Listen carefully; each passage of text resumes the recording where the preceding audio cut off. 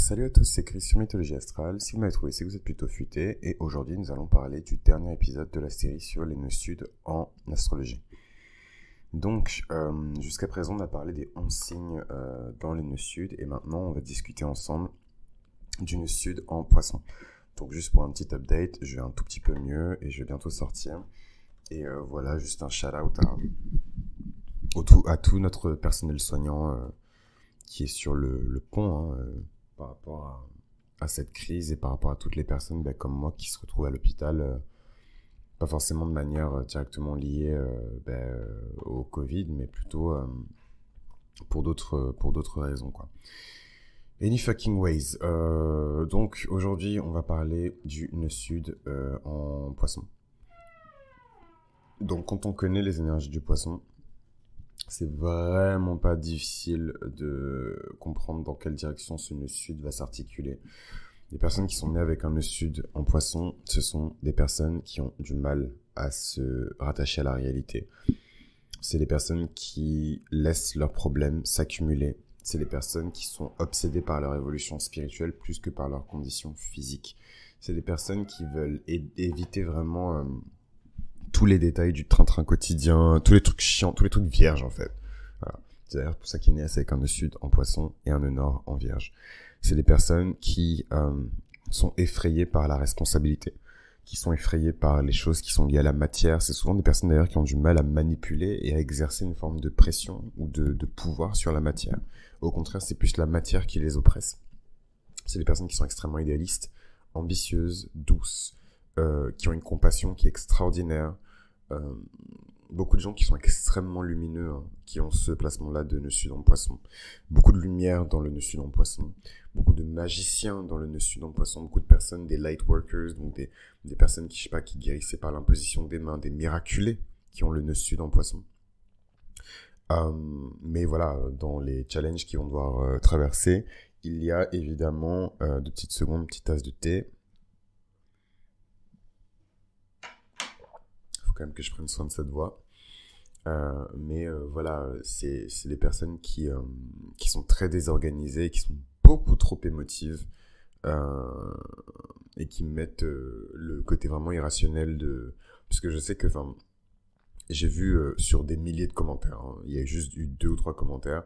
Je pense même qu'il y a eu qu'un seul commentaire d'un mec qui disait que j'étais susceptible ou hypersensible ou je sais pas quoi. J'en ai vraiment pas honte, je le dis et je le redis encore, j'ai un stellium de cancer, donc je tape sur les cancers, mais en connaissance de cause, effectivement, je suis constitué d'eau, en fait. Enfin, je veux dire, je suis ascendant scorpion, signe d'eau, et j'ai un stellium de cancer, vous voulez quoi, en fait? Et j'ai Saturne en poisson. Donc, la charge qui est censée être la plus structurante dans mon chart, elle est en poisson. Donc, je comprends très bien les personnes qui ont ce placement-là, mais c'est pas une raison pour se laisser aller, et la raison pour laquelle vous me trouvez sous ce format avec autant de contenu gratuit en permanence toute l'année, c'est une discipline, une rigueur de fer, une organisation qui est impeccable et j'en suis très fier. Donc voilà, donc juste pour expliquer que tout ça pour juste dire que je suis pas dans cette catégorie-là, mais je peux comprendre les personnes qui trouvent que voilà, certains signes d'eau sont très émotifs, etc. Mais sachez qu'en fait, vous attirez vers vous du mauvais karma quand vous jugez une personne qui a un signe d'eau et que vous lui dites, que vous humiliez ou que vous attaquez une personne qui a un signe d'eau en lui disant, ouais, t'es trop fragile, t'es trop machin, parce que c'est leur nature, en fait, et personne n'attaque la nature de quelqu'un. Ils peuvent pas le changer. Donc, c'est vrai. C'est pareil avec l'orientation sexuelle, c'est pareil avec la couleur de peau, il y a des choses que les gens ne peuvent pas changer, c'est leur nature. Paul McCartney, qui est né avec un nœud sud en poisson, c'est souvent de très grandes célébrités aussi. Genre, il y a célébrités et célébrités. Genre, il y a Jay-Z et Paul McCartney. Genre, Paul McCartney qui est connu sur 3 ou 4 générations. Barbara Streisand, pareil. Sur 3 ou 4 générations, la go, elle est là.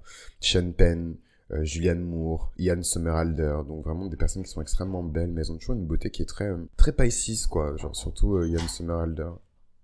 Ouais, du coup, petite interruption, mais du coup, je reviens et je réécoutais un petit peu ce que je disais. Et on dirait vraiment que je suis shooté à je ne sais quel médoc et tout. Anyways.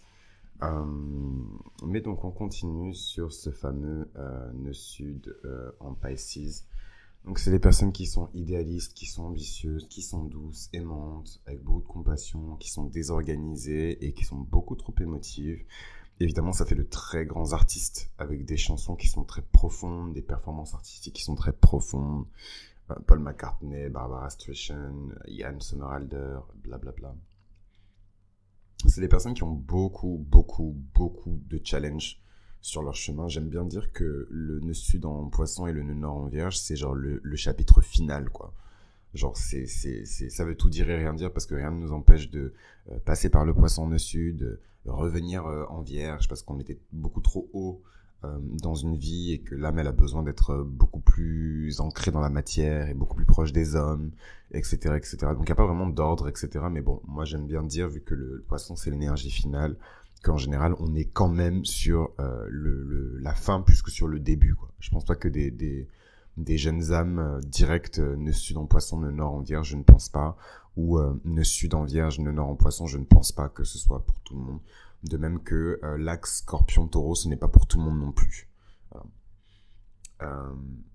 Donc, les personnes qui ont leur nœud sud en poisson, c'est hyper intéressant parce que de la même manière que dans un schéma où on a un poisson solaire ou un poisson ascendant, il a vraiment cette envie de s'échapper, de fuir ses problèmes et de ne pas assumer ses responsabilités. Et la vie, elle est belle. Et pourquoi vivre dans la réalité quand on peut vivre dans un monde parallèle? Le nœud sud en poisson, il fait que la personne a clairement envie de quitter cette dimension pour en rejoindre une autre. Donc, beaucoup de chamans, beaucoup de gens qui font des trans, des trucs un peu trans... je sais pas, mais en tout cas, il y a une forme de volonté de transcendance et de passer dans une autre dimension. C'est des personnes qui peuvent vraiment passer de vie à trépas quand elles ont des addictions. Évidemment que le nœud sud en poisson, il montre des personnes qui sont promptes à l'addiction, surtout quand votre nœud sud fait un carré à Pluton. Alors là, c'est le nœud sud en poisson en carré avec Pluton, c'est juste fatal. Donc, drogue, alcool, abus... c'est bien dégueulasse. Non, mais bon, c'est assez simple pour le nœud sud pour s'en sortir quand il est en poisson. C'est qu'il doit rester ancré dans la réalité et il ne doit pas laisser ses problèmes s'accumuler. C'est des personnes qui veulent évoluer, c'est des personnes qui veulent échanger, c'est des personnes qui veulent s'élever. Et pour ça, il faut qu'elles fassent preuve d'organisation, de discipline, et de discipline sur le corps autant que sur l'esprit. Donc évidemment, une vie religieuse très monotone peut leur donner ça. Et évidemment, une vie au cœur de la capitale, fast life, vraiment, vous voyez les énergies des nanas poissons, genre populaires à l'école, et enfin là, genre, et les énergies des hommes poissons très hobo, très, le plus important c'est l'amour, et on va vivre d'amour et d'eau fraîche. Vraiment, c'est très dangereux. Alors moi, je veux pas enfoncer plus les hommes poissons, mais ils ont une mauvaise réputation. Et c'est souvent des gens très lunaires. Enfin, en tout cas, je sais que les hommes poissons, je m'en doutais pas avant de discuter avec les gens, parce que moi, j'ai mon propre rapport à l'astrologie que je partage avec vous, et j'ai mes propres expériences avec les signes que je partage avec vous. Mais c'est vrai que les hommes poissons ont très mauvaise réputation. Et en fait, je comprenais pas pourquoi, jusqu'à ce que j'explore un petit peu plus l'astrologie d'un point de vue archétypal. Et là, j'ai compris. Anyways, donc ce qui est intéressant en tout cas avec le poisson, c'est son sens du but. Voilà, c'est quand même des gens qui ont assez de perspective, de vision dans leur vie pour savoir qu'ils vont dans une direction qui est différente que celle qu'ils ont empruntée en début de vie. Le nœud nord en vierge doit être illuminé, le nœud nord en vierge doit mériter de l'attention, de la concentration, de la propreté. Enfin, no shade, mais si la vierge, c'est le signe de la propreté et de la perfection, le poisson, dans ses aspects négatifs, sans commentaire. Sans commentaire. Et donc, si vous voulez des pistes, en tout cas, pour les nœuds sud en poisson, pour amener plus d'équilibre dans votre vie, juste regardez votre poids, regardez votre santé, regardez votre estomac, pardon, vos intestins, regardez la qualité de votre peau, regardez la qualité de votre souffle, et vous saurez tout de suite où ça cloche. Souvent, c'est des personnes qui sont très obstruées dans tous les sens imaginables du terme. Cholestérol, il y a plein de trucs qui s'accumulent chez eux, ils ont du mal à purifier, alors que le poisson, c'est le signe de la purification. Mais bon, en nœud sud est mal aspecté, forcément, il passe du signe de la purification au signe de la déjection.